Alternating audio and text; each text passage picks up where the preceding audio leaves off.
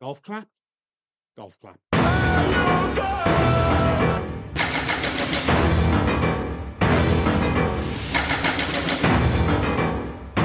Welcome to Hey Guys Podcast. I'm Rob, that's Liam. And this week we watched the 1990 Emilio Estevez directed Men at Work, starring Emilio and Charlie Sheen as two binmen by day and surfers by night. Lovable rogues who stumble upon the worst plot of toxic waste dumping I think I've ever seen. I remember enjoying this film as a kid, and I really wanted to come here today saying this film is still awesome. And whilst there is no denying Sheen and Estevez are two very cool customers, this film may leave a little or a lot to be desired. The plot is non-existent. The characters for the main part are utterly unlikable, especially the random rival bin men. Keith David is wasted as the random brother-in-law. This film travels along, introducing us to the weirdest apartment complex that seems to have the neighbours' windows in touching distance, what looks like one street for the bin men to work on, and the ending, which just becomes an utter parody. I have to say that this film just seems to be a bit of a mess. Now, Liam, before we get into everything, I have to ask, what is the deal with Carl and James St. James? I know they aren't brothers, but did they live together? If not, James just always seems to appear where he needs to be. Is he homeless? Does he live on the beach? Like, what's his deal? Yeah, I don't know what the deal is with James. So Carl lives in. So the whole story with Carl is almost like, what if Rear Window was really dumb? That was the kind of question I asked myself. It's like if you took that movie and just made it dumb as shit, would you end up with this movie? I think so. But you know, I hadn't even thought about the fact that James never appears to have his own. No. Wait a minute. Don't they go to James's place? Who's his when they're spying on the girl? No, that's Carl's place That's again. Carl's isn't it? place. Of course, James wakes up on the beach with that woman at the beginning. Does he need to go to work? Homeless. I mean, these are make no mistake. These guys are fucking psychopaths. They go to work all day in like West Coast LA sunshine as bin men, and they spend the whole day wearing wetsuits under their fucking clothes.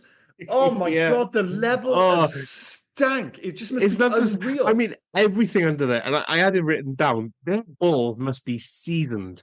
There must be some sort of just the flavor that's coming off. Like, I know it's gross. Can't deal with their lifestyles at all. But I mean, you mentioned the fact that you'd watched this once as a kid and you were hoping you'd go back and be like, oh, this is still awesome. And obviously it isn't. It's not without its charms, make no mistakes. Oh, and a big part of that comes from Emilio Estevez and Charlie Sheen and their chemistry together. But this isn't a great movie. It's not. The thing is, I couldn't remember anything about this movie when I rewatched it. And I was like, oh yeah, it's because it's totally forgettable. And you lose to it in the intro.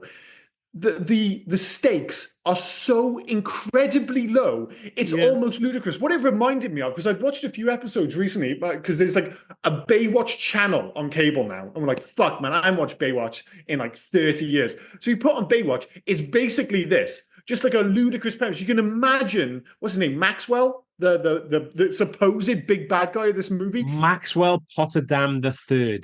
There we go. That's actually an admittedly cool name, but he is a shockingly low stakes and largely irrelevant bad guy. I don't know what the deal is with toxic waste. Is it supposed to be a big deal? I feel like maybe at like the turn of like the late 80s, early 90s, it was a thing because it popped up strangely in a lot of places. There was an episode of The Simpsons which did it. Only Fools and Horses did it. And this did it in a way that kind of you would assume they're like, oh, you know, this is a big deal, right? The dumping of toxic waste. Because we're watching this now in 2024, and I'm just like, is this supposed to be like a big evil plan? Because it just seems low key as fuck. I mean, it even stretched to like 98 or 97 with Sylvester Stallone's Daylight. Because that's why the bridge blew up, because they were transporting toxic waste through the bridge, and then those thieves hit it. Well, couldn't this have done with an exploding bridge? I mean, it like you said, something, dude. Tunnel, not bridge. Sorry, it needed something. I mean, you mentioned the fact that it goes bonkers at the end. Like Maxwell is so like uninteresting as a villain, and then like right at the end of the film, he threatens to. Well, he doesn't threaten. He is planning on burying Susan and Carl alive. I mean, like, that is dark as fuck in a film which is otherwise really lighthearted.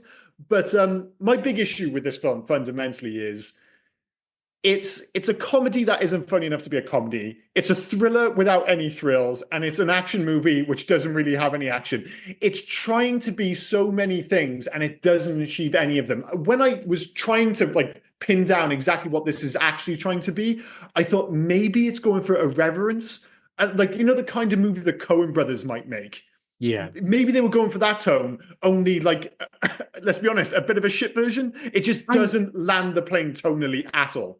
You know what I think it was? I think Charlie and Emilio were there. Emilio drinking a water, Charlie Sheen just on Tiger Blood and just shouting winning. And then just saying what this film needs. Okay, we need to put this in, and now we need to put this in, and now we need to add this. And what we should do, we should be surfers, but we can't afford a surf shop. And we'll never mention having a surf shop again at the end. And when the ending happens, there'll be no like the ending was fucking insane as well, because it just ended. There's no like what I would love to have seen. Don't get me started with the ending. There is. I would have loved to have seen both of those guys. Like the Mhm. city was so pleased that they've solved this toxic waste plot that they want to check or something, and they're both in their little surf shack. Mhm. Like that's the ending I would have wanted to see. Whatever the fuck this ending was. Well, it was weird because there is no legal resolution. There's just like the two of them laughing and a dog pissing on the cops. Yeah. And you're just like, dude, you know, tomorrow when those cops get off, like, there's going to be legal ramifications to this. It reminded me of a really low key version because I know you watched this film as well. I went to see Sonic the Hedgehog 3 at the cinema recently. Yeah. Yeah. And at the end of the film, the moon gets split in half and everybody is just totally chill about it. And nobody brings up again, like, dude, you do realize this is going to cause a catastrophe on Earth, right? I said that to my son. I took my son and I said to him, I took my wife, so it's fine. But it's funny because my son looked at me blank. I was like, dude, the moon controls the tide.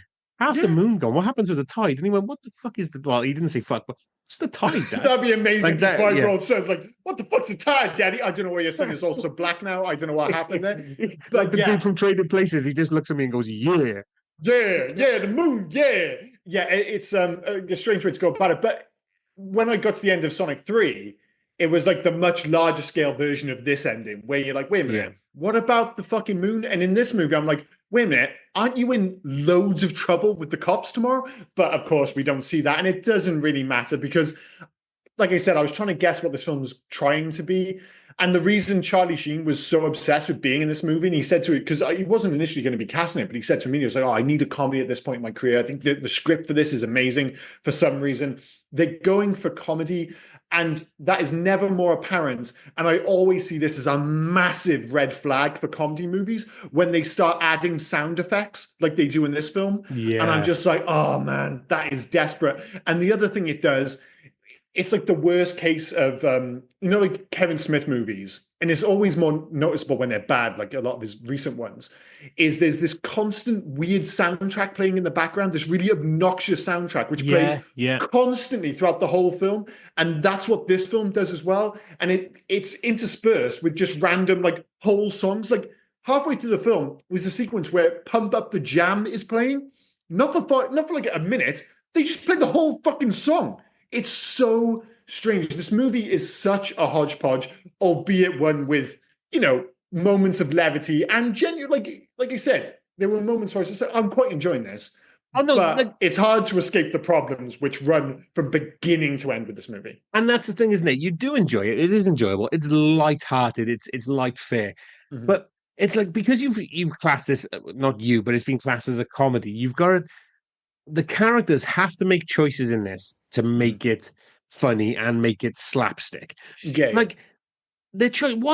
Why did Keith David Weekend at Bernie's the fucking congressman or whatever it was?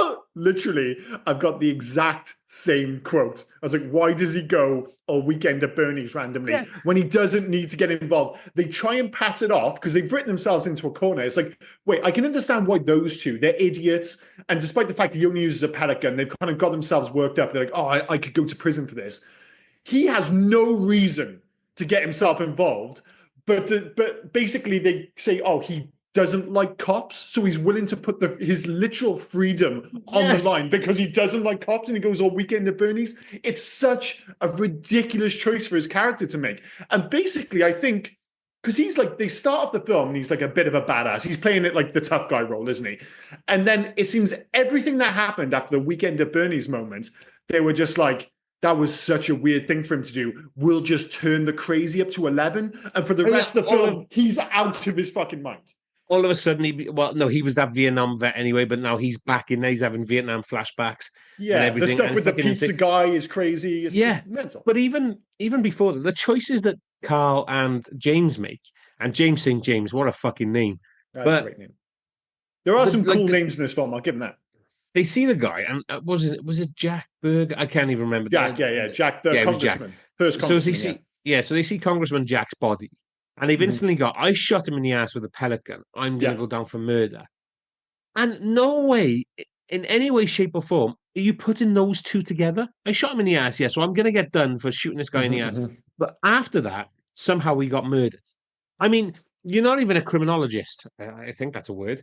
But let's go with it. You could probably see the ligature mark around his neck.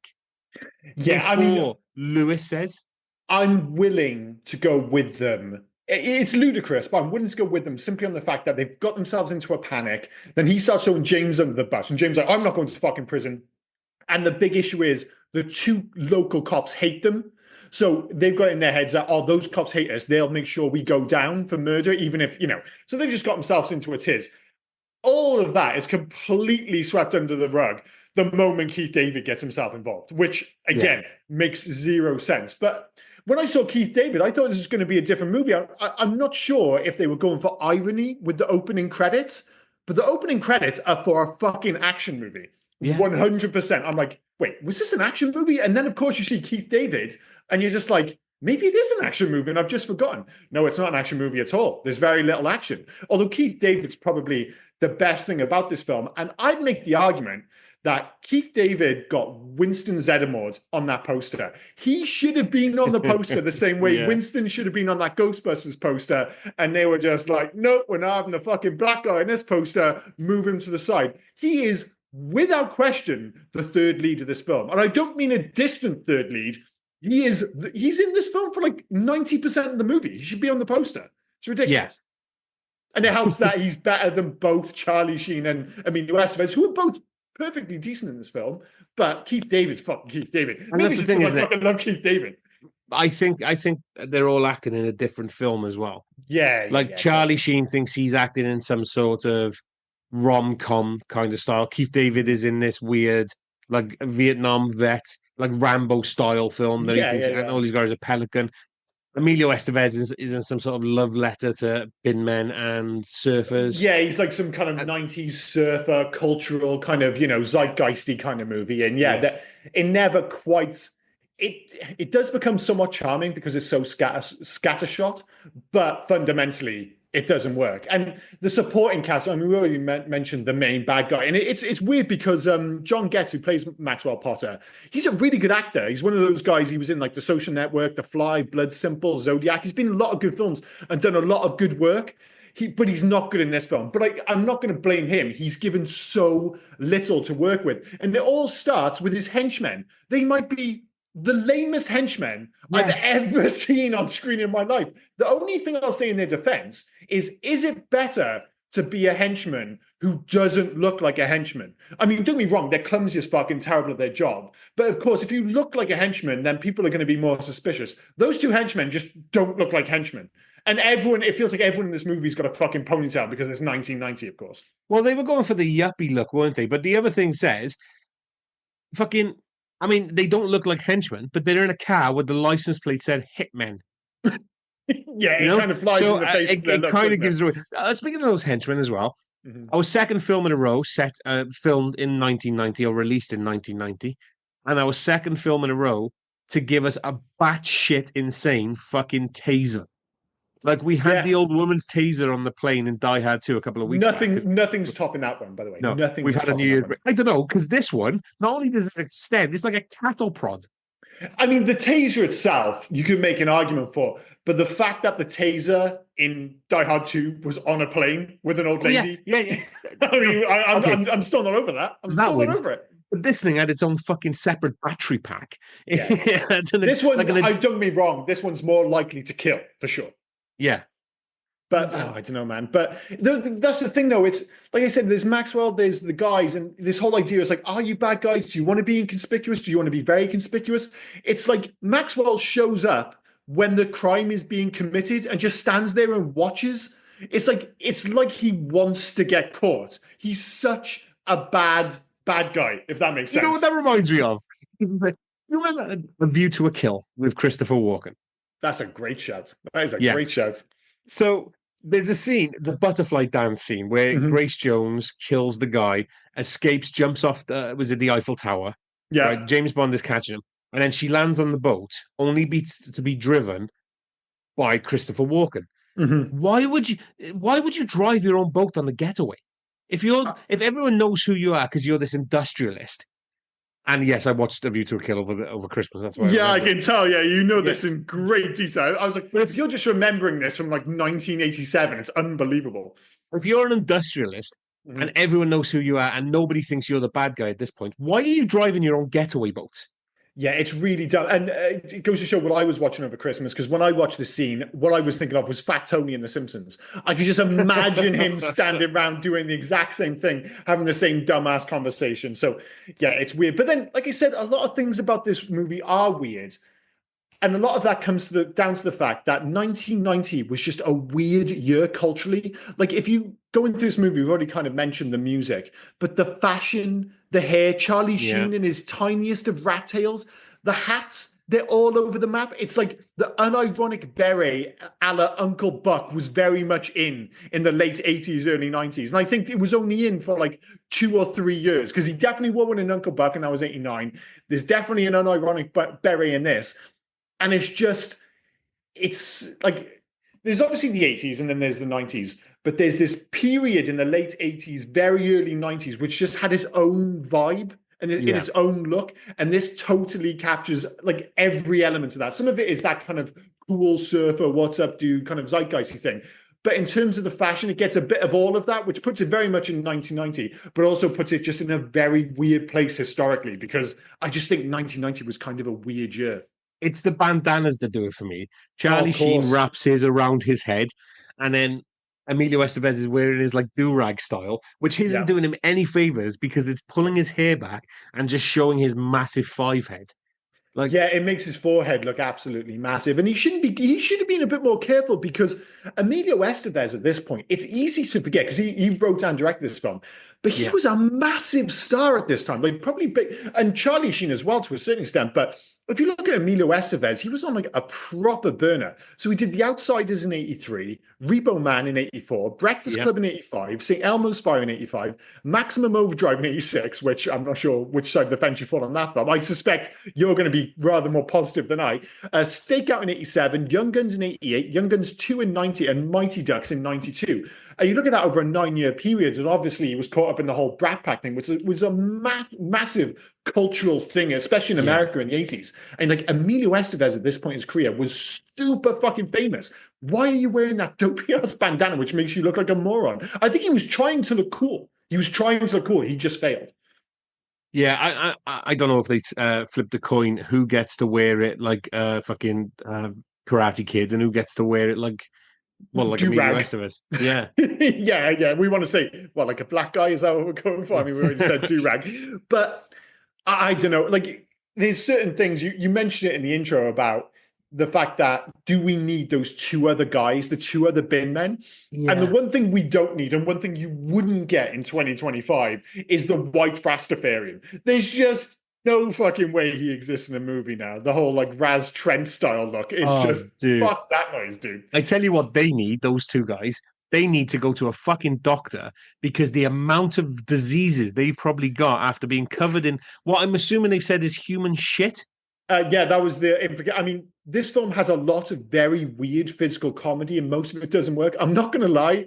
What was it in the, because it was in their locker, but it looked It like was like an airbag that opened up and then it was like a exploded car into shit. airbag.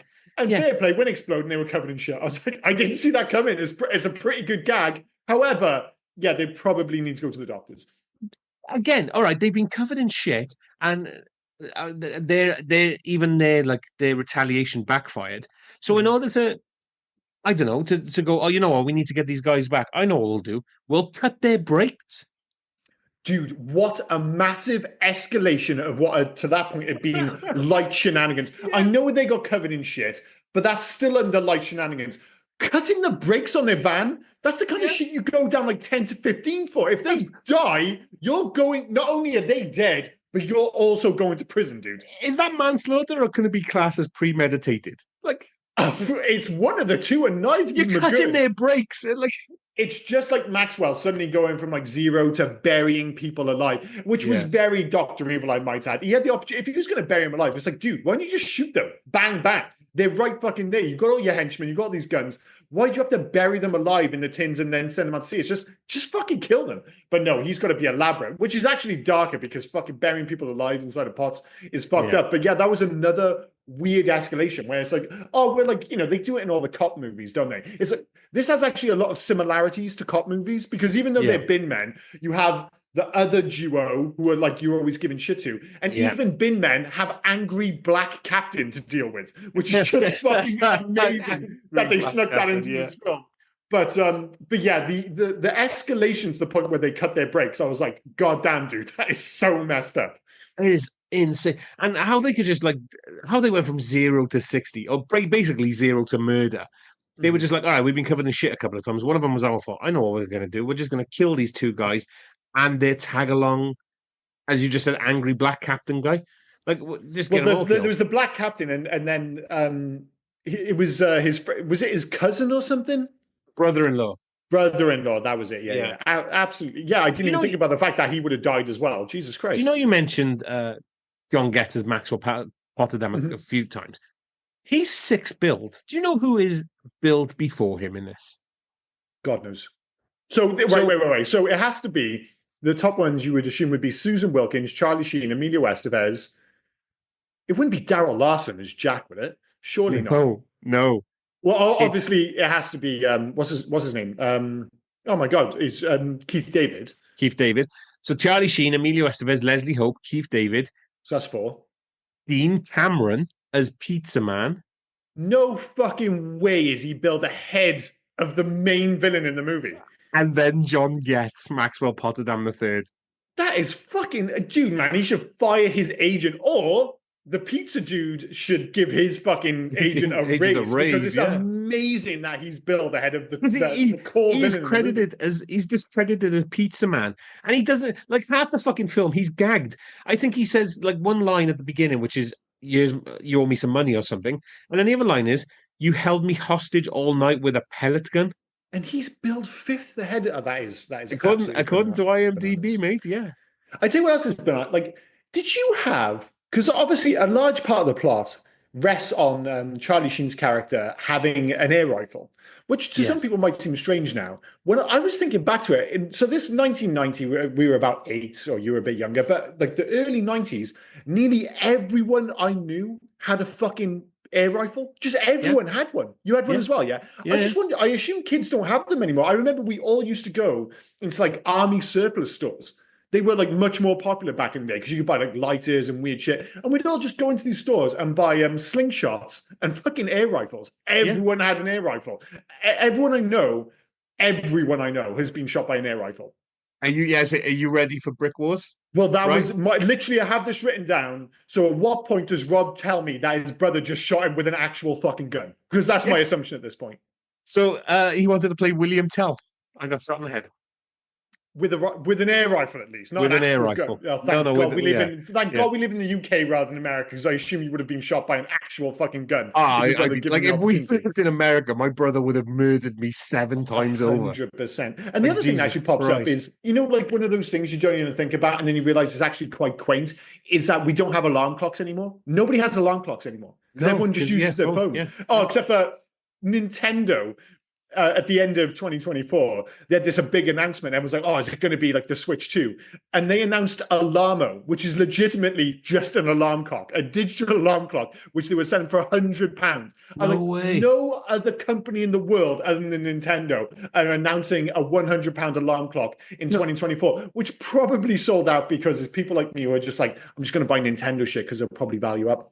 I don't have a clock in my room. Like you look at your phone or the watch on my wrist. Like I have one clock in my in our spare room because it was like I bought it. Like they did a video game exhibition at the museum in Edinburgh, and it had like all like the retro arcade stuff, and it was like a history a history of video games. It was absolutely amazing. At the end, they had like I guess you would call it like a Minecraft looking clock, but really what it is like a pixelated clock. And I was like, I'm going to get that because it looks kind of cool. I mean, that's awesome. The fact of the matter is, I don't need a clock. I'd say that's awesome, but it's also in your spare room.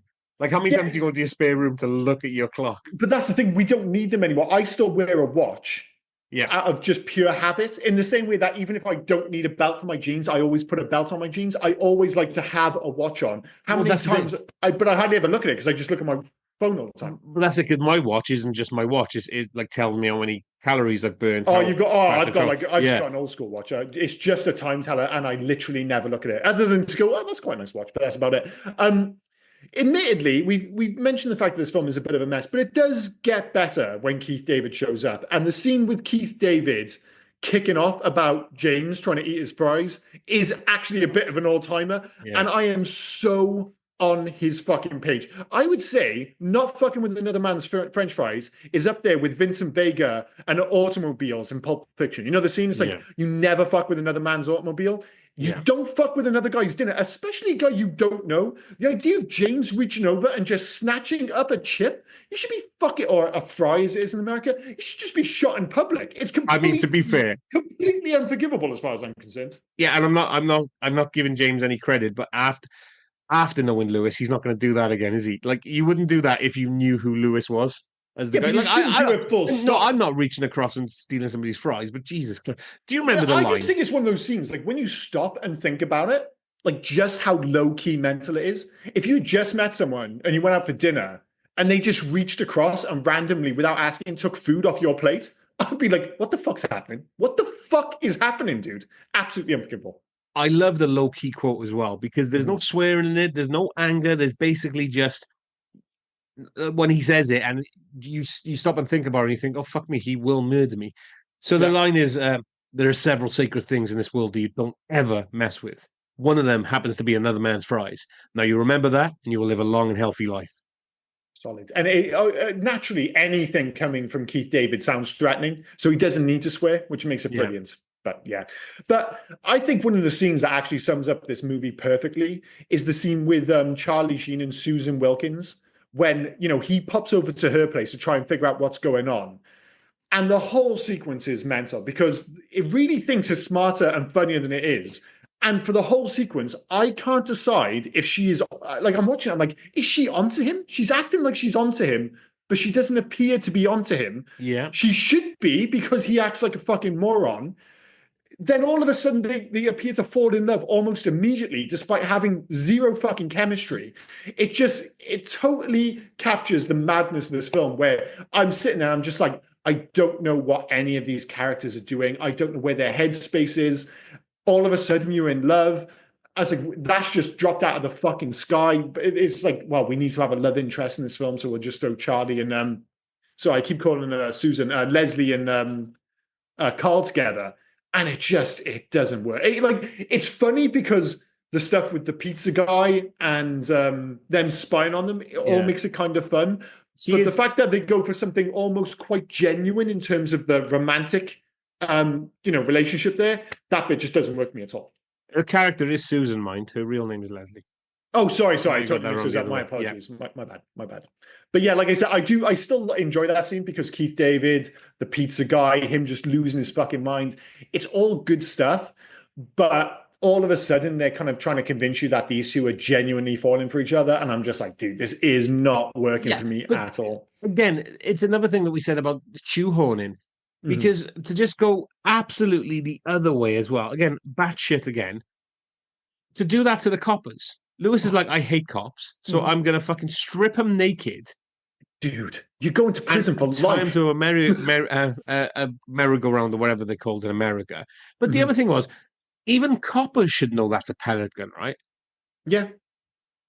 Like they should, but like you said, at this point, he's lied about a dead body. He's abducted police officers and the pizza dude. He's tied them up. He just couldn't look any more guilty. And they just keep turning up the crazy on him, and to the point where he literally and randomly breaks the fourth wall and says, I hate rent-a-cops too. I'm just like, where the fuck did that fourth wall break come from? It's like, it's like they're aware of just how ridiculous his character is coming. So he's just like, fuck it, we'll just go for it. And that's what they do for like the last quarter of the film. They're just like, oh man, we don't know what kind of film this is. We're going to turn up the action. We're going to turn the comedy up, even though the comedy doesn't land.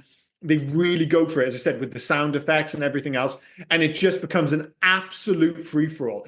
it has a certain charm to it because it's fucking bananas. The last quarter of this film, the last act, if you will.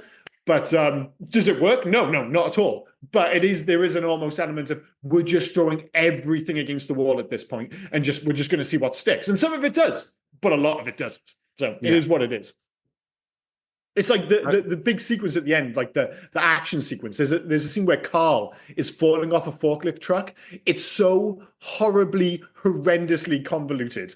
It's like, oh, we need to get him to fall off this forklift truck. How? We're going to do it this way. It makes no sense. I'm like, are we doing action now, or are we still doing comedy? I have no idea. To put them both on the truck at the end as well, and they're both hanging off the truck. And it's just, again, that was convoluted in order to get him onto there. And it's just, I don't know. I want to say Emilio probably didn't know what he was doing when he was writing it. He just wanted to put everything he could. Oh, we should have this scene, and we should have this scene, and we should have this scene. I just think I suspect the original script was probably relatively decent, and it's just got away from him in terms of he had this is what happens when you don't really decide on what you want your film to be. And maybe he was trying to be all things to all men, and it just hasn't landed. And in the end, what it ends up feeling is messy. As I said, with a more kind of cultured, dare I say, talented hands, I can imagine this kind of film being directed by the Coen brothers, where it doesn't, a lot of their films don't really have a point. You have these strange characters coming in and out of the film. But the reason the Coen brothers are the Coen brothers is because they're one of the few directors who can make that style work. And you see a lot of people, trying to imitate their style, and it very rarely works. It's kind of like with David Lynch. David Lynch might not be everyone's cup of tea, but a lot of people have tried to recapture what he did with like Twin Peaks or even Eraserhead, stuff like that. Yeah. And if it was as random as people say, loads of directors could have done it. But then you see other people trying to emulate what he did, and it suddenly feels forced and doesn't quite work. There's a certain intangible magic to it. And I think that's what the Coens brothers have to a certain extent with this kind of irreverent style of caper, I guess you would call it. It's called. And that's what, if you're going to kind of knuckle down and say, what is this film at its core? You would kindly say it's a bit of a caper movie. But it's just got a bit too much going on, and it doesn't decide what kind of tone it wants to stick to. So it ends up just jumping around right through to the final moments of this film, as you say, with the big action sequence, which feels like, again, it's from another movie. Doesn't really work. It all feels a bit convoluted. The henchmen are totally useless in that sequence. The first sign of trouble, he's got an air gun. They all just throw away their guns. I was like, dude, you're the worst henchman of all time. None of them can fight. You've got these two bin men just kicking their asses. Why the fuck is that happening? I don't know, man. Doesn't work for me. The last thing I had written down, right, over the credits, did you hear the radio, like the DJ talking? Yeah. Did you hear what the woman said? Go for it. So she said, right, during you can hear the radio host talking, and the woman is complaining about her pizza delivery man boyfriend who hasn't returned home from the night. Yeah. So the radio host goes, "Oh, just dump that dude." So not only is this guy now kidnapped, held, and now his missus is being told to dump him because he didn't come home. It's a tough day for the pizza guy, but do remember he got fifth billing in this film, which he didn't deserve, but somehow managed to sneak in fifth billing, which is an absolute crime as far as I'm concerned. I mean, surely he should have been like 7. Anyway, it doesn't matter. But the point is, I mean, I know a lot of people have very fond memories of this movie, and I suspect if I'd watched this a lot as a kid, I might have quite a bit of nostalgia attached to it. But I watched it once years ago. As I said, I couldn't really remember it. Turns out it's for a pretty good reason. Returning to it in 2025, if I'm going to be kind, it's a lovable mess. But as I said, it's definitely a mess, this movie. Yeah, 100% agree. All right, should we move on to favorite scene? Yeah, you go first. Yeah, sure. I mean, it's definitely something with Keith David. As I said, this film is at its best when Keith David is on screen, which he is for most of the movie, and hence why he should be on the poster. But it probably is him losing his shit when the pizza guy rocks up and he ends up tying up the cops and all that jazz. Does it make sense? No. Do I enjoy watching Keith David just lose his shit? Absolutely. So that's probably my favorite sequence. Keith David losing his shit, but in a different case, it was the fries. Oh, the fries, I mean, that's probably the correct answer. You went all over it, but it was just that look in his eye, that little glint in his eye when he's talking about thinking, this guy will murder a fucker if he steals another fry. And as crazy as he is, that is the one time in the movie I am totally on board with Keith David. If there was any reason to kill a motherfucker in this movie, it's not the bad guy, it's not all the shenanigans that go on. Really, it's Emilio Estevez trying to steal his fry when it's just completely culturally unacceptable. Anyway, moving on. Yeah. In terms of loves, number one, Keith David is absolutely fantastic in this movie. You know, I this film has a lot of problems, but Keith David really is very good. Two, Charlie Sheen and Emilio Estevez have like properly solid chemistry, and I mean they're always solid watches anyway. And for all its faults, of which you know it's easy to pick this movie apart, as we have to a certain extent, but the reason I think people still have an attachment to this film, and the reason it is still watchable today to a certain extent is because of that easy brotherly charm between Emilio Estevez and Charlie Sheen. You watch this and you're like, man, they should have been in more movies together. They always had great chemistry, and that shows up on screen here. And number three, despite the fact that it's so tonally messy, it is a fundamentally fun premise. I'm not talking about them, you know, getting rid of toxic waste. That's Baywatch B-movie bullshit. The idea of them being trash men is actually kind of cool. And as I said, it's set up much like a cop movie in many respects. And it's like, well, why couldn't they be, you know, bin men instead? You know, they really are fish out of water then. So I actually quite like the concept. But those are my loves. We're pretty much on the same page. So for me, it was Keith David as well. And secondly, it was Charlie and Emilio together. Like I said, their chemistry, they're great. Their story should have ended somewhat differently for me, but by the by. Yeah, a bit more closure would have been nice. Yeah. And then the last thing for me was basically where it was set, how it looked. Yeah. Like Los Angeles, California. So I'm not too sure where it is set. San Francisco, maybe, but no, it's further south from there. So I think it looks beautiful. It looks lovely, you know, and that was a cool setting. I like the whole like '90s beach bum kind of vibe. I mean, I would have liked to have known that James actually owns a house and a boat rather than just living on the beach, which is slightly. It doesn't seem to matter, mind, because he is fucking hooking up with every woman. Like that one woman brings the rubbish out to him. Fucking max on him whilst he's dressed like that after he's stinking, and she's all right with doing it. Like, well, it's weird. You know? I can't decide. And he's already got his wetsuit on, so he's already, like I've said before, he's already just marinating his balls in sweat. But he was like a bit of a was he like a sex symbol back in the late 80s, early 90s? Because you know he's not a tall guy, he's not traditionally handsome, but he was a leading man for a long time, and he was one of the core members of the Brat Pack, arguably the most famous member of the Brat Pack in many respects. But then you watch this film, and like you say, he's a bin man, and all these women are just totally fallen over themselves for him, and you're just like, is he really handsome? Like as a heterosexual guy, I can't, you know.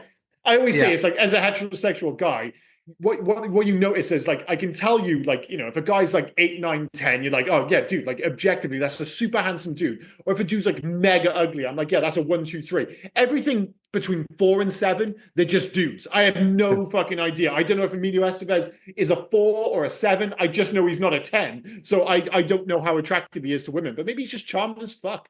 So I can't answer that either. But what I can answer is he wrote and directed this film. So that's the reason why he's got all these women. Yeah, that probably makes a big difference, doesn't it? It was like, what's his name? Louis C.K. did a great sketch about Matt Damon and what's the film with him and Robin Williams? Where he's a genius. Good Will Hunting. Good Will Hunting. Yeah. And he does the whole thing. It's like, oh, he's a genius, but he's also really tough. And it's just, of course, all the girls want to get with him. And of course, the guys always say the right thing for him to make his own comeback because he wrote the fucking movie. He can make him look himself as cool as he wants, basically. So yeah, Emilio's probably had a touch of that with this movie.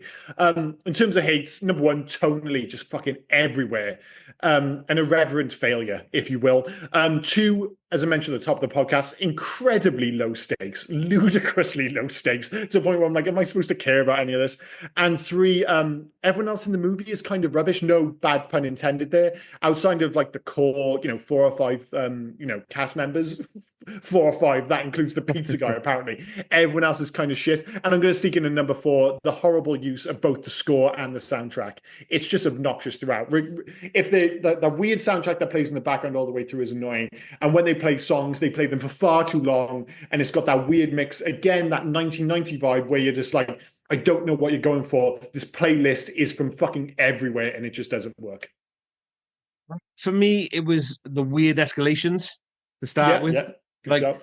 Cutting breaks, Weekend at Bernie style, putting the coppers on the merry-go-round, everything.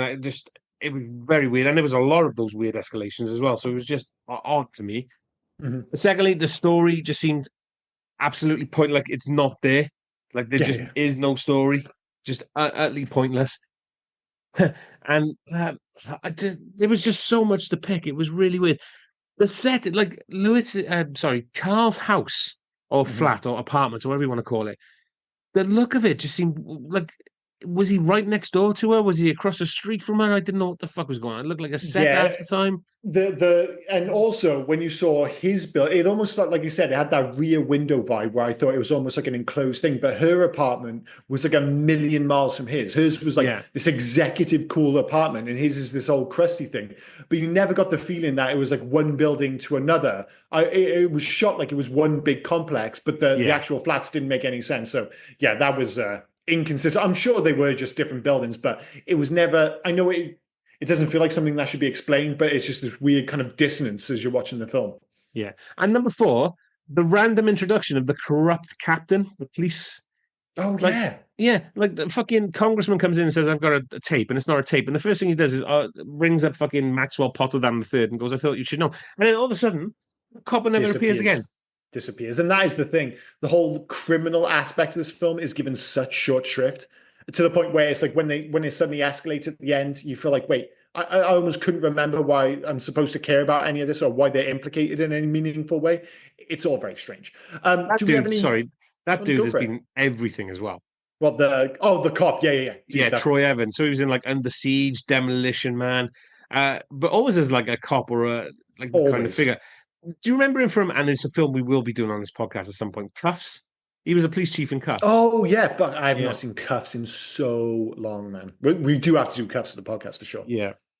Sorry. Any alternative titles for this one other than Men at Work, which is a perfectly decent, if somewhat uninspiring title? Yeah. So we have a few from Brazil. It was called Dirty Work. That's better. That's better. Yeah. Croatia. It was called Employed Men. That's terrible. Yeah. Denmark will take the garbage. No, I should do like a higher or lower kind of style thing, better or worse. But we've got one Oh, better, two worse. I will give you. I'm going to guess this is a worse for you. Ecuador. Two crazy people and a cold meat. And a cold meat, fantastic. Yeah. No, it's quite terrible. It's fun, but it's terrible. Finland. Garbage drivers. Don't you feel like that could also be like a really weird version again of Weekend at Bernie's? It almost has that kind of vibe. What? The two crazy people and a cold meat. Yeah. Yeah. Anyway, sorry, did you- derailed sorry. things there. I do apologize. Finland. Garbage drivers. No, it's fine. Hungary. Pumpkin 5. Pumpkin 5. Yeah, apparently. Yeah, sure. Why Yeah. not? Italy. The yellow of the yellow bin. The yellow of the yellow. Why does Yeah. that sound vaguely racist? And it is Italian. You know what those Italians get, man. Portugal. On the night of the crime. No, that sounds like a 50s noir. Oh, Serbia. Who's hiding a corpse in a trash can? Oh, that's not bad. That's not bad. Silly, but you can imagine there Yeah. being like an exclamation mark at the end of that, can't you? Sweden. Garbage bags. Nope. And Vietnam. Working men. Did I already say that? Yeah, it's much the same as Men at Work, I suppose. But I think Brazil has got the best one for sure. Easily Yeah. better than the title used in the US. Works on many levels. Any facts for this film? I've got a few myself. If I can run Yeah, through very feel free. quickly. Feel free. So, what I noticed is if you type in Men at Work into Google, you get the Australian rock band formed in Sydney in 1978. It doesn't even give you an option for this movie. You literally have to type in Men at Work movie 1990. Otherwise, you're just getting the rock band. That's how much this movie has largely been forgotten in 2025. John Hughes was initially down to produce or direct this movie. I think you get a better movie if he ends up directing it for sure. Yeah. And Japanese Garbage Collectors Union demanded that the movie be banned for disparaging trash collectors, which I thought was pretty fucking awesome. Just like, no, we will not disparage the proud traditions of the Japanese Garbage Collectors Union. Yeah. So, they tried to have it banned. I got to admit, I don't know if they were successful, but they gave it a bash. That was my first one. So yeah, we'll go straight sorry, into dude, it. I've No, stolen not a problem. Charlie Sheen pulled a prank on Emilio Estevez by saying that he had punched a paparazzo in a restaurant on the night before filming. Sheen took it further by having an on-set police officer who was working security arrest him for assault while he was filming a scene. Estevez was stunned until Sheen returned laughing. Well, What I mean- they probably should have been working on the script, but obviously shenanigans were, and that's the thing this film is about in shenanigans. It's like, how far, what do you do after that? Does he cut the brakes on his car? Yeah, let I his said brother that die? is Who one of fucking the knows? escalated pranks, isn't it? That's Yeah, that yeah. just goes I'm going to further get and the further. cops involved because I'm Charlie Yeah. Sheen. This is what I can make happen. the distributors struggled with the poster artwork and were unhappy with the designs, thinking they made the film look too much like a straight thriller. The final result, a hastily put together and badly edited image of the brothers, a trash can, and a pair of legs sticking out was used, but came in for some criticism by the cast, who thought it looked cheap and tacky. Yeah, again, I can see this film being really hard to sell. Like, as we mentioned, the tone is everywhere. Like, what would you go for? Because on the poster, you've really got to like kind of decide what you're trying to convey, I suppose, in terms of what the movie's going to be. And it's just like, I have no fucking idea. I actually think the poster's fine, but here's what it is. It's oddly memorable. I always remember the poster from when I was younger, seeing the video store. So that was the main thing I remember about this film is the poster. Emilio Estevez's character asks Charlie Sheen's character if he is a major league loser, to which Sheen replies, Major League, obviously a reference to the movie in which Sheen starred the previous year. A much better film. Much better film. In the movie Stakeout, when Richard Dreyfuss is invited into Madeleine Stowe's house and Emilio Estevez is looking with binoculars, Richard does the same hand gestures and has a similar smile as Charlie Sheen has in this movie when Estevez sees him invited into Leslie Hope's apartment with his binoculars. Maybe that's why in my head I always get the two slightly mixed up. I always think of like, if I think of one, I just naturally think of the other. Like they were released pretty close together, obviously Emilio Estevez in both. And I just think of like binoculars. And I think the poster for that, albeit, is Richard Dreyfuss and him like hiding under the bed. But there's something about those two films that I just kind of combine into one, I think. Charlie Sheen's character's name, Carl, is an anglicized version of Carlos, his birth name. Ah, cool. Charlie Sheen, Emilio Estevez, and Jeffrey Blake previously starred together in Young Guns. Jeffrey Blake was I believe, the Rastafarian. Oh, yeah. Yes, he was. Totally was. He was the again, a better movie. Although when we did the podcast, I remember you and, because Dave joined us for that one, you weren't so keen on Young Guns when we revisited it, were you? I think I was a bit warm on it. We did Young Guns 1 for sure. Yeah, no, Young Guns 1 has aged quite a bit. Young Guns 2, like I think it's a 3 if I remember back then. I think Young Guns 2 I preferred. It might be one of those weird films where I talked much more positively about it than you did, and then we both kind of just said 3 at the end. It totally could have been one of those, Yeah. But depends on your viewpoint. That's it really for facts. Fair enough. So Hug to the Future, this is where we ask a question, remake, sequels, Let It Die or Leave Well Alone. I mean, you can leave well alone, but as I mentioned, one of the strongest points of this film is the premise. Like as you said, the criminal aspect is just completely underplayed. You could do something more interesting. But the idea of them being bin men and going for a slightly more irreverent style, it's like, could you remake it with, say, the Coen brothers directing? It's like, okay, it's far from essential, but I wouldn't be against it. So if you're going to do anything, you remake this film because the premise is solid. But Jesus Christ, if I don't see another Men at Work for the rest of my life, I think I'll be okay. This is the first time, I think, since we've done this section, and I'm going to say Let It Die. Yeah, well, it's just completely reasonable. Yeah, it just needs, like, as you said, you type Men at Work into Google, it doesn't come up. It's just, it's fun to revisit, but it has more issues than it has saving graces for me. And above all else, what it is totally inessential. It's totally inessential, as we'll find out with the ratings. In terms of making a change, this is where we ask the question, if you could only make one change to make this film better, where to start? If I was going to pick anything, it would just be get the tone right. Like I said, commit to irreverence over cheesy, poorly written comedy and girling villains, or you could just go weirder, like go really strange with this film. Maybe that would work. But either way, pick a fucking lane and try and stick to it a bit more, because this film's biggest issue is fundamentally the fact that it never chooses exactly what it wants to be, and it invariably ends up, as I've already mentioned, a bit of a mess. So that would be my one major change is sort of the tone. Give them this surf shop at the end. Literally, they've done all this. Just give them this surf shop at the end. Have them both sat on the deck or the outside of their shop, clink their glasses together, have Lewis shouting at a guy down the road because he stole a fry. like a light-hearted version of the end of a Shawshank Redemption. When you see him like walking on the beach. Yeah. Only it's like I immediately imagine the exact same shot where you see them on the beach, they've got their little hut, they're having a drink, and then the camera just zooms out, bring in the credits, and then you just have like a long shot of the beach and stuff. I'm like, yeah, that would totally fucking work. Because I was going trading places. That kind of thing where they're all just Mhm. thinking, looking good, Lewis, feeling good, Billy Ray. With my random girlfriend who I've never mentioned throughout the entire film is now just sat next to That me. Just was so well. That is the other side of that coin. If you get it wrong, you end up with the end of Trading Places, which is fucking. I mean, a lot of Trading Places is bananas, but actually, the final shot is maybe the strangest of them all.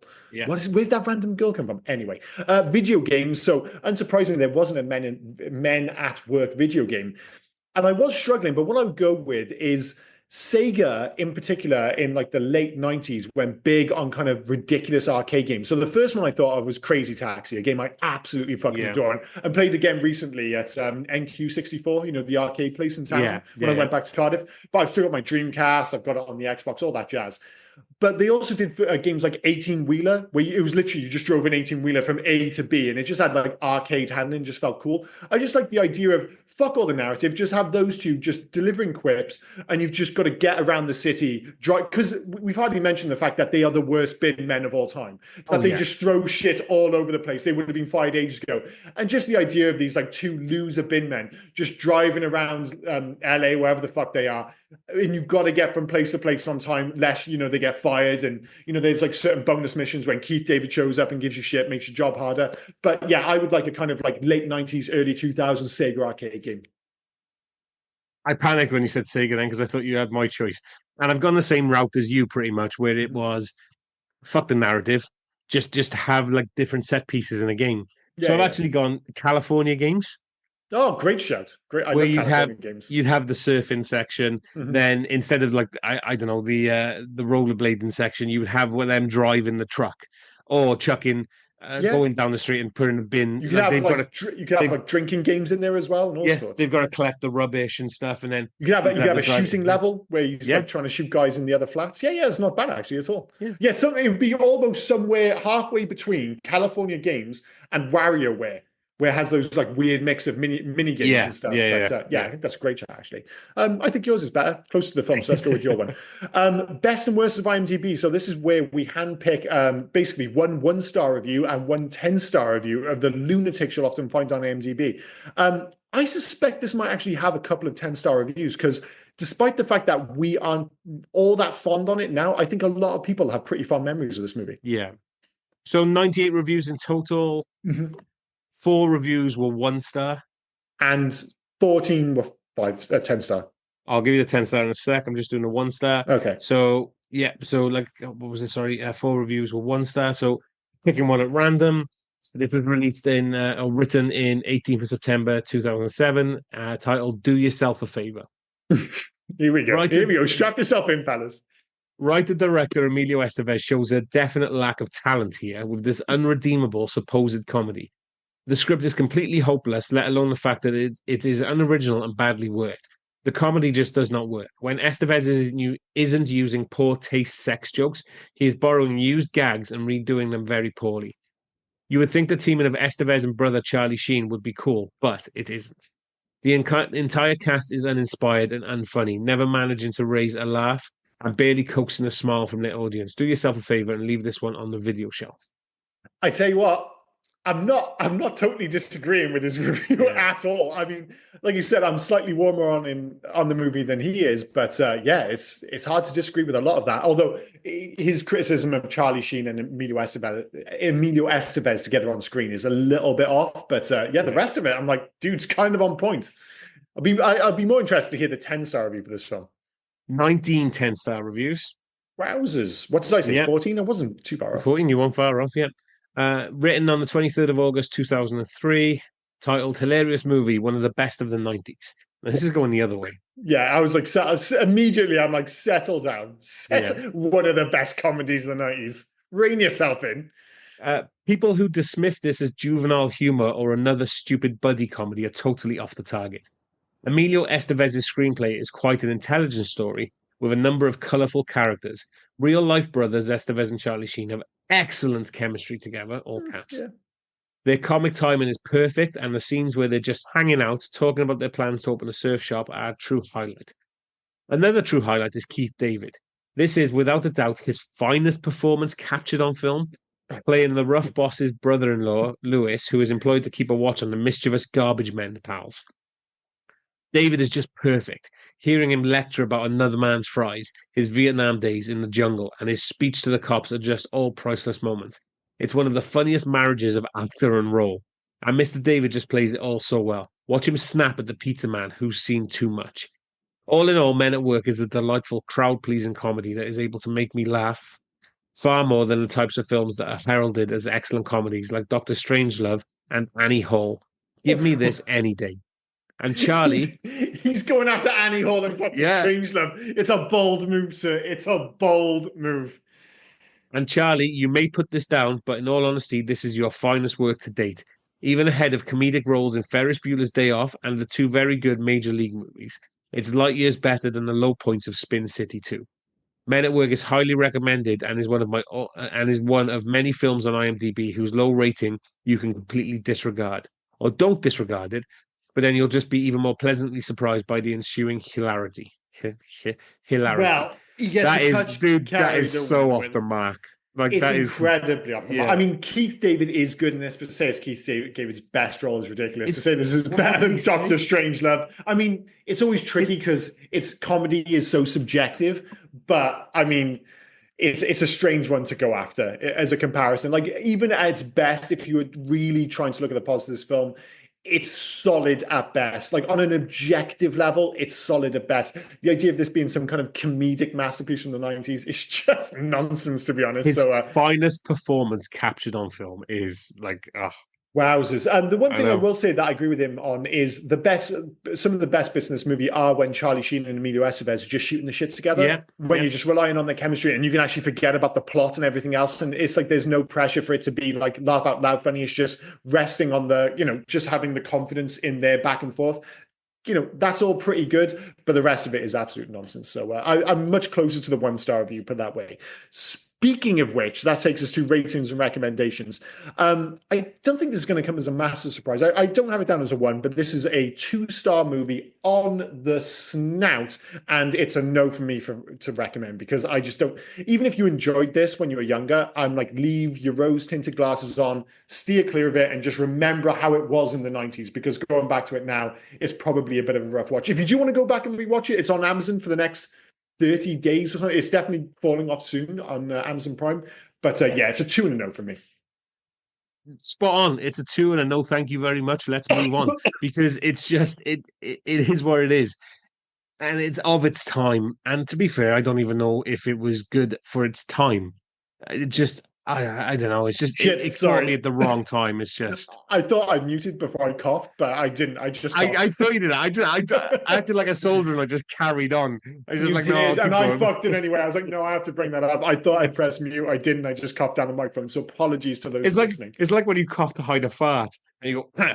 Oh, dude! I thought I was the only one who did that because usually I'm a gentleman. I don't like to fight in front of my wife, but if one's sneaking out, I'll do a little cough to try and cover it up. But yeah, there's only so many times I can cough before I was like, do you need to go to the doctors? I'm like, no, I just have terrible flatulence. Anyway, sorry. Do you have anything else? She's like, I don't know how to tell you this, but your cough smell like shit. Yeah, oh yeah, that would be even worse, wouldn't it? If like your breath smells like ass. It's like, oh no, I want my ass to smell like ass. Anyway, moving on. So that's been 1990s Men at Work. That's a 2 and a no from both of us. Pretty, consistent there. So next week is my choice. It is. The movie, it's a much more recent one, although what I don't like about this movie is I think of it as being much more recent, and then all of a sudden I have to realize that was 15 years old, so 2010. I'm like, shit. God damn, I think of like that's the thing. When I say 2010, I'm like, oh, that's a modern movie. It's 15 years ago. It's not that fucking modern. It's directed by Joseph Kosinski. That's a pretty big hint. Is he the guy that did Top Gun? He is, yes, Top Gun Maverick. He's directing F1 soon. So he's got a very distinct visual style. Okay. Give me one more. The lead, there are 2 leads, but I'll give you one of them. Garrett Hedlund. Oh, Tron Legacy. Tron Legacy. Good job, man. Garrett Hedlund, because that dude has only led 3 things. Yeah. Yeah. So wasn't he in, when I think of him, wasn't he in Friday Night Lights, the movie? He was in Friday Night Lights, the movie, but he didn't lead that, admittedly. He was in Death Sentence, where he was the bald, goateed guy who went up against, I think that was 2007. And the other thing I was thinking of, that really terrible film with Djimon Hounsou about the dragon, was it Eragon? where Rachel Weisz was the name. Oh Was the fuck! I forgot he was in that. That film was yeah. ass. Was what's his name was in that as well? Aragon. He was totally slumming it. Jeremy Irons. No, no, no, Am I no. mixing those Maybe up? no. Wasn't he in Dungeons and Dragons? Jeremy Irons, the Dude, I actual Dungeons. totally mix those films up. So there's a chance. Aragon 2006 movie. I thought he was on the poster. No, maybe I am mixing them up.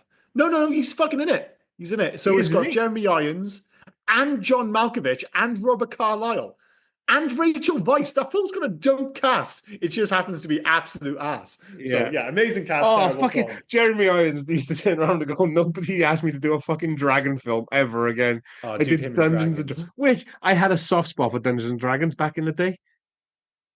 Oh, what The the TV show, the no, no, cartoon? no, no, the actual Jeremy Irons, Oh, dude, that film Joseph Whalen. is so bad. Is it Marlon Wayne's film as well, where he plays a guy named Snail or something? Yeah, dude, that film is ass. It's Oh, like, I'm not saying, dude. I'm not saying it's not. I mean, it's fucking terrible. But I had a soft spot. yeah, no, I just wanted to be clear. It is an objectively terrible film. But yeah, Garrett Hedlund, I'm sure we'll spend a lot of time talking about him and Charlie Hunnam looking almost exactly the same and just totally Yeah. like fighting for the same roles. And they're actually, do you know they're best friends in real life, which is fucking insane. Really? Yeah, they're totally best friends. So And I'm just like, if you see, they even mentioned, I think they played brothers in that. What was that fucking Netflix film with Ben Affleck? Third something came out a couple years ago. yeah, Triple Frontier. Frontier. Were they brothers in that? They I know they played were brothers in together. that. Yeah. Yeah, I'm sure they were playing brothers in that film. Because if you see him, oh fucking, I'm gonna have to check it out. But if you I see always him mix in those two up. the what's it called now? Garrett Hedlund's in a TV show, Tulsa King. Yeah. Yeah, so if you see him in that now, you do see it like he does look like cowboy fucking Jax from Sons of Anarchy. Well, dude, it's like whenever I think, Yeah, dude, they're brothers in Triple Frontier. like I've seen Pacific Rim so many times, and I feel like if someone asked me, is the star of Pacific Rim Garrett Hedlund, I'd be like, he might be. He fucking might be. He just, whenever I think of that film, I could just so easily plonk him in there, and vice versa. I could so easily have him in Tron Legacy. It's very strange. Yeah. But yeah, Tron Legacy is one of those films I think is going to be one of the reasons I want to do it. Is I mean, it's available on Disney Plus if anyone has that. But Tron Ares is coming out this year, which I'm really excited for. In the same way, I was super stoked for this because I remember having like fond memories of Tron. But even when I watched that as a kid, the first one that is, it already looked naff. So I already I like the idea of it. But there was always that barrier that it looked like shit. Even, like I said, in the late 80s, early 90s, already looked terrible. And I was like, I love the concept, but it just needed to look better. And then all of a sudden you get this film. It's just like, oh, dude, it's that film, but it just looks dope. This film looks amazing for the most part. There is one massive red flag, which we'll get to next week. It's got one of the great soundtracks. The highs are incredibly high. The lows of this film are incredibly low. Loads to talk about next week. I think it's a really interesting film. So do join us for Tron Legacy. That's a bit of a gear shift, isn't it? From Men at Work to Tron Legacy. But it's the Hey You Guys podcast. It's what we do. The only thing I need to mention, building up for next week, is Michael Sheen in a completely different film in Tron Legacy. 100% he's in this. That's fine. Yeah, dude, he's just said something. It's like, am I okay to play like David Bowie on acid? They're like, yeah, fucking go for it. David Bowie, who found himself in the Rocky Horror Picture Show. That's a great shout. Yeah. It's such a massive performance in a film with relatively low key performances. It's strange. Yeah, like I said, love it or hate it, it's an interesting watch to say the least. And be a good revisit. What episode number is that now? 197? 96? Yeah, I will tell you right now. 1 second. No, that's not our podcast. That's a different podcast. So 195. This so Men at Work is 196. Yeah, Tron Legacy will be 197. 197. So only after we do Tron Legacy, only two more before we hit Robot Jocks. I got called out on the weekend. Somebody who's re-listening to some of our old stuff, Carl, a listener, Carl. He messaged us and said, I'm surprised. Why didn't you do Robot Jocks for 100? And I was like, sorry, mate, we couldn't find it. But we do have it on now. Amazon Prime now. Yeah, so we have a physical copy. It's on Amazon Prime. So if you fancy, like usually, obviously, we keep a kind of keep it on the down low what our next episode is going to be until you listen to the current one. But we're happy to say, few weeks in advance, 200 is definitely going to be Robot Jocks. If you want to go revisit it, it's available on Amazon Prime now. As to whether it's any good, I've not gone back to it yet, so God knows, but I think it'll be fun. I love how you've said if you want to go revisit it. I can guarantee you there won't be many revisits. There will be a lot of visits. Yeah, there will be a lot of visits. Yeah. So, it's strange that I picked up Pacific Rim. So imagine Pacific Rim, only sans kaiju and sans budget. That's kind of where you're sitting with Robot Jock. So, it's an interesting, unique watch from... Is that another 1990 film? Oh, is it? I thought it was 89. It might be 89. I know it's right on the button. And see, now I'm starting to think, is anyone going to be wearing a beret in that? And ironically, but it is. Oh, it's 89. It is 89. It is 89. Yeah, I knew it was around that time. But a film we both grew up loving and watching far too much, and one we haven't seen for ages, which is going to make for a very fun rewatch. But that's episode 200. We got a few more to go. But as I said, this has been Men at Work. Please do join us next week for Tron Legacy. Anything else before we wrap this up? Nope. Just Happy New Year, guys, and we got a couple of good things planned coming up. So after Robot Jocks, we've got a few like seasonal things planned up and some awesome films to look at. But we'll get to that eventually. So I've been Liam, he's been Rob. You have been listening to the Hey Guys podcast. Cheers, guys. See you next week. Cheers, guys. Bye now. Oh, and before I forget, where can folk reach us if they were so inclined to? Well, you can actually reach us on Hey You Guys 80s at Facebook, Instagram, and on Twitter. But if you want to send us a mail, do heyyouguys80s@gmail.com. Send us in your recommendations. Send us in your thoughts about any of the episodes. Just literally talk to us. We'll have a one-sided talk with you on the podcast. Yeah. We're nice folk. Get in touch. But no, cheers, guys. Bye-bye. Cheers, guys. Bye now.